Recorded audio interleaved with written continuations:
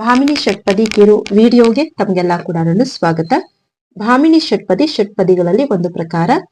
ಈ ಭಾಮಿನಿ ಷಟ್ಪದಿಯಲ್ಲಿ ಸೂತ್ರವನ್ನ ನಾವು ನೋಡಿದಾಗ 3-4-3-4 ಮಾತ್ರೆಗಳು ಬರುತ್ತೆ. 1, 2, 4, 5ನೇ ಸಾಲುಗಳಲ್ಲಿ ಸೇಮ್ ಮಾತ್ರಾಗಣ ಬರುತ್ತೆ.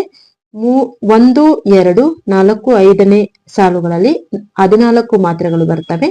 3-4-3-4 ಒಂದು ಮಾತ್ರಾಗಣದ ಗಣಗಳ ರೀತಿಯಲ್ಲಿ ಬರುತ್ತೆ. ಇನ್ನು 3ನೆಯ ಸಾಲು ಹಾಗೆ 6ನೇ ಸಾಲುಗಳಲ್ಲಿ ಒಟ್ಟು ನಾವು 23 ಮಾತ್ರೆಗಳನ್ನ ನೋಡ್ತೀವಿ. 3-4-3-4-3-4 ಈ ರೀತಿಯಾಗಿ ಗಣ ವಿಂಗಡಣೆ ಬರುತ್ತೆ. ಅದೇ ರೀತಿಯಾಗಿ 6ನೇ ಸಾಲಲ್ಲೂ ಕೂಡ 3-4-3-4-3-4 ಈ ರೀತಿಯಾಗಿ ಗಣ ವಿಂಗಡಣೆ ಬರುತ್ತೆ. ಸೂತ್ರ ನಾವು ನೋಡಿದಾಗ 1, 2, 4, 5ನೇ ಸಾಲುಗಳಲ್ಲಿ 14 ಮಾತ್ರೆಗಳು ಬರುತ್ತೆ.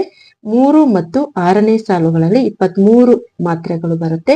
ಗಣ ವಿಭಾಗ ಮಾಡಿದಾಗ ನಾವು 14-14-14 ಇದು 1ನೇ ಲೈನು, 2ನೇ ಲೈನು, 4ನೇ ಲೈನು, 5ನೇ ಲೈನ್ ಅಲ್ಲಿ 14-14 ಮಾತ್ರೆಗಳು ಬರುತ್ತೆ.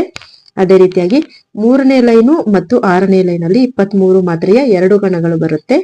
ಒಟ್ಟು ಟೋಟಲ್ ನಾವು ಕೂಡಿದಾಗ 102 ಮಾತ್ರೆಗಳು ಬರುತ್ತೆ. ಇದನ್ನೇ ನಾವು ಭಾಮಿನಿ ಷಟ್ಪದಿ ಅಂತ ಕರೆಯೋದು.